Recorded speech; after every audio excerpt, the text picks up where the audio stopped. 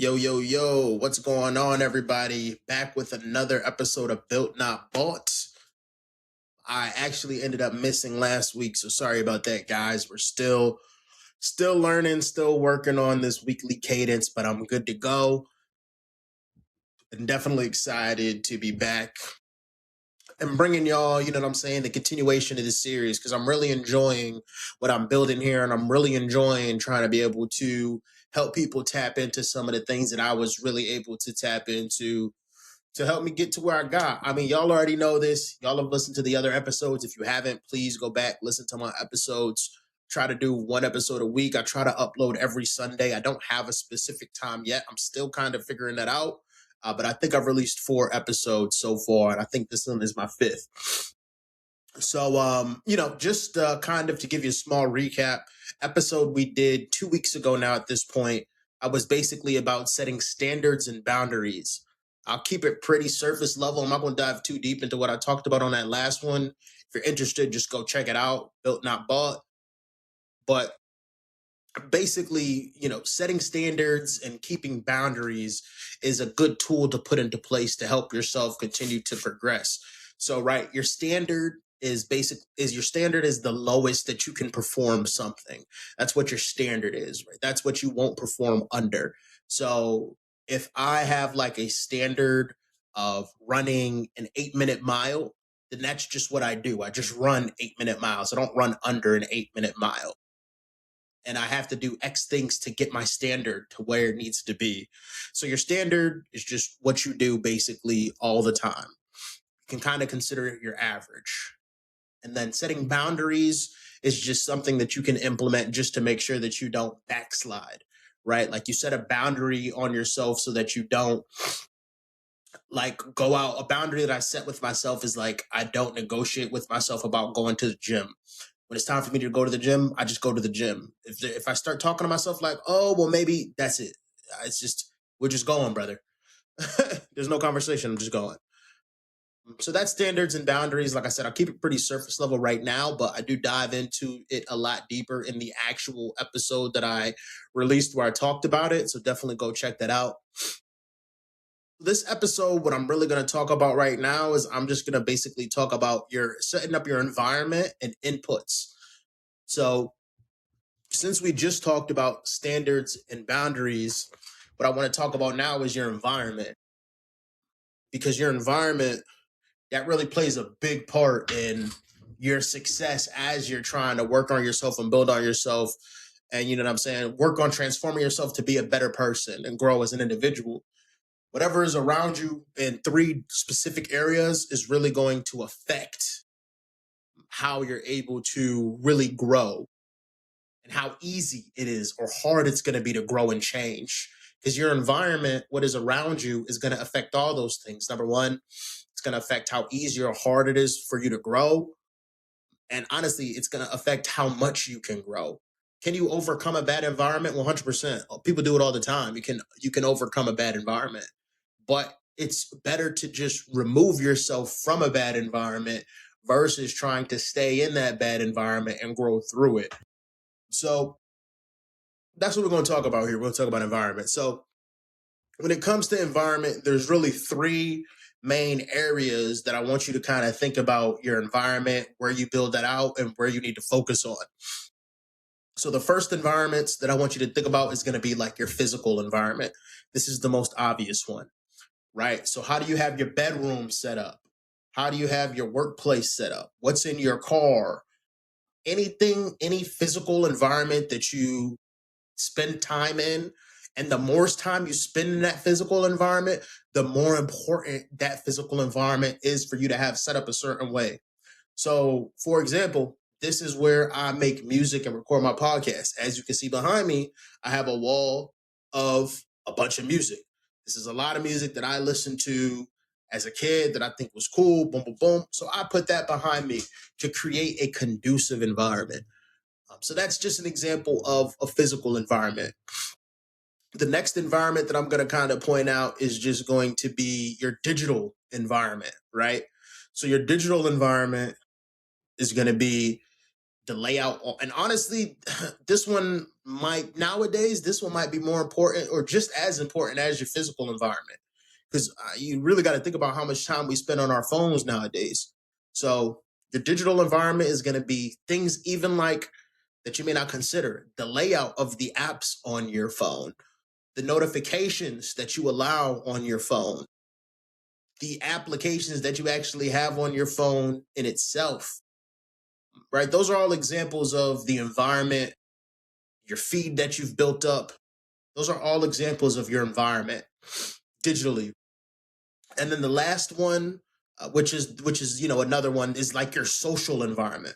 So the social environment is going to be like who you allow into your social circle and whose social show and whose social so oh my gosh, and whose circle that you tap into as well, right? So it's not just about who taps into your circle, but it's also about whose circle do you tap into yourself. So there's two different social circles environments that I want you to kind of think about having. Right. So when it comes to these environments, it's very easy to just get used to this environment that you've built for yourself over time. Right. Your physical environment, it's very easy to just get content in whatever physical environment you're in and not change it. And same thing with digital and social. But these are all things that as you grow, as your goals change, all of those things should change as well to reflect your goals. And it's like, man, how big of a difference is that going to make? But it's never about making a big difference. All of the things that we've talked about up to this point are about making small differences. Because as you continue to make all of these small differences, small differences, small differences, that's when you start to see a lot of these small wins accumulate into big wins. It's never about getting the big win. It's always about all of these little wins and small behaviors and small things that you're doing, all combining together to create that one big win. So it's never you're never just going to find one big thing to do that's going to fix everything. That doesn't exist. And that's not what allows people to get from good to great. It's not one big thing or even from great to excellent. It's always a lot of small things that they do that the other person isn't doing. So back to the topic at hand. So with the physical environment, right? Just to kind of give you some examples, I already gave you the example of this right here, right? This is something that, right? How does this benefit me? So when I'm creating music here in my studio, I got a beat pulled up, I got my earphones on, and let's say I'm trying to think about a lyric or a bar, boom, I could come up and look at this. I could look at all the different things that have inspired me, right, over the years.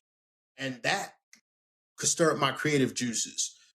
Or just to take a second, just to, you know what I'm saying, let it resonate with me a little bit, creating that environment that's conducive to my goal. So like in my office, in my office workspace, what do I have? I have like a poster with like a black Lamborghini surrounded by white sheep. I have like a grit, hustle, determination poster. I have a man in the arena poster, which is a fantastic quote. If you don't know it, look it up.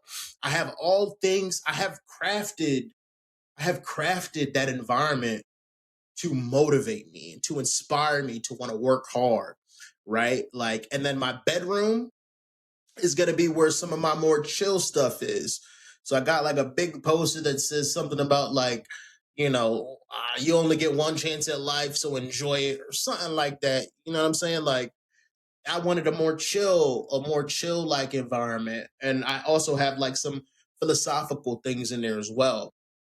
So that's like a place for me to think and reflect. So I've crafted that environment to be that way. Another way that you can do that, this is simple.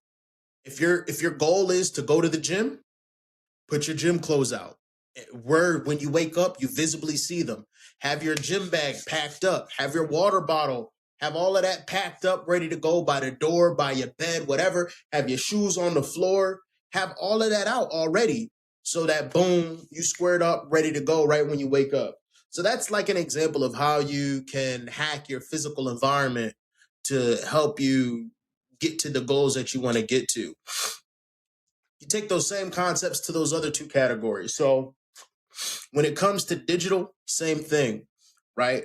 If I'm like locked in on my goal and I'm on my phone all the time, well, like boom, I need to set a timer to how long I can scroll on Facebook or Instagram or whatever I'm using all the time. And I need to lock that so that after I scroll for an hour or two or whatever your time limit is, you're locked out of that app. If I'm trying to work on a budget, then I need to delete DoorDash, right? I need to delete Uber Eats, no food delivery. These are examples of how you can construct your digital environment to be a certain way. If you're trying to change your mindset around things, then you need to like change your algorithm. You literally need to go to the search bar, and you can 100% change your algorithm on any platform, bro. You need to go to the search bar on whatever your platform is, go to their reels. You need to go search whatever you're trying to do, whatever your goal is. Go search whatever that is. Go like a couple of those videos, and whenever your old videos from your old algorithm pop up, block them, block them, block them, block them. And I promise you, bro, if you refresh it, do it again, refresh it, do it again, in a matter of a couple of days, you'll have a brand new feed that's going to be catered to whatever you're trying to achieve. Right? Unfollowing pages. These are all things like that you may not think to do, but it makes a huge difference. It makes a huge difference in what you're consuming and what the input is to you. What information are you inputting? What information are you taking in? It may be like, oh, like I just scrolled or whatever, but you have to realize that you're inputting that information actively. And then the last one is just social, man. So, you know what I'm saying? That one's obvious. That one's just like, who are you spending your time with? Who are you talking to? Is it somebody who is positive? Is it somebody who's negative? You know what I'm saying? If it's somebody who's not positive, bro, like you really got to think about that, because you really got to be around positive peeps, bro. Like, you got to be around people who, when they say they're going to do something, they do it. You got to be around people who are motivated themselves. You know what I'm saying? And it's okay to have people that aren't, right? Not everybody has to be motivated. And you just have to monitor how much time you spend with people like that. And then you have to make sure that you also have the people that I'm talking about right now that are also motivating you. So like the way I look at my social is, I spend some of my time with people that I motivate because I enjoy motivating people. I enjoy motivating some of my boys. You know what I'm saying? Like we all want to see some of our boys, some of our friends, some of our homies, some of our homegirls come up. So like you do want to dedicate some of your time to that, to like help and motivate others. I want to spend some of my time with people that I could talk about things that I'm maybe struggling with that are at the same level that I'm at. And then I have to have somebody, a group of people that I talk to that motivate me, who like when I'm low, when my gas tank is empty, I reach out to, because like I know that they're doing things on a much higher level, so like they can motivate me. So like you need to have all three of those groups in your social environment to make sure that that social environment is balanced and conducive and healthy. Because if you only have the people that you're pulling up and motivating, well, like you don't have anybody feeding into you, and you just the smartest person in the room, bro. And you don't ever want to be the smartest person in the room, bro, because like that's a room where you're not gonna grow. But you already know that. So boom. So those are the three areas, all right, that you need to construct your environment to be conducive to whatever goals you're hitting. Again, those three categories are physical. We went through it, but physical is going to be like putting out your gym clothes before you go to the gym to make sure that it's easy to go to the gym, right? Like basically the trick behind this is, when it comes to doing good habits, you want to make it as easy as possible. So when it comes to me trying to go to the gym, if I have to search for my gym clothes and they're not where they need to be, I need to fill up my water bottle, I'm making it hard to go to the gym. I need to make it as easy as possible to go to the gym. So that's your goal with any habit or anything or any behavior that you're trying to build up. You need to work your life to where it's as easy as possible to do those things. You take out anything that could be friction to you completing those things and make it as easy as possible. All right. And then the flip side to that is, you want to make it as hard as possible to do the bad habits. So we just talked about that. So what does that look like? To make it hard to do the bad habits, if I'm trying to stack up my money, then I'm deleting Uber apps. I'm deleting Uber Eats. I'm deleting DoorDash. Can I still go download the app? Like, yeah, I can still go download the app, and maybe I might slip up, download it, and buy something. But now I gotta actually down that whole time while that app is downloading, bro. That's an extra 3, 4, 5 seconds where like now I'm thinking in my brain, oh, like I'm not supposed to be doing this, blah, blah, blah. I'm making it harder, bro.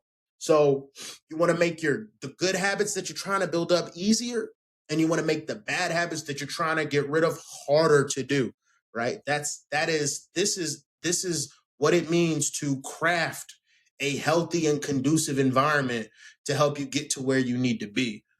So basically, man, what I'm challenging y'all to do, man, is I'll say 48 hours, but legitimately, I think for you to really see, feel, and understand the results, you probably need to do a full week. But we'll just say 48 hours. So for 48 hours, for 2 days, what I want you to do is I want you to pick out 2 to 3 things from each one of them categories, from the physical, from the digital, and from the social. And I want you to try to do like 2 to 3 things to build positive habits in those categories and make those positive habits easy. So we're changing our environment right now. So take 2 to 3 things in them sections, or just 3 things total, one from each, and build some positive habits. So find one thing in your physical environment that you want to change and that you want to hack to make it easier. Like I just talked about, you could just put your gym stuff out. Find one thing in the digital that you want to make easier. Maybe you put a lock on your Twitter app so that after you're on Twitter for an hour, your phone locks you out.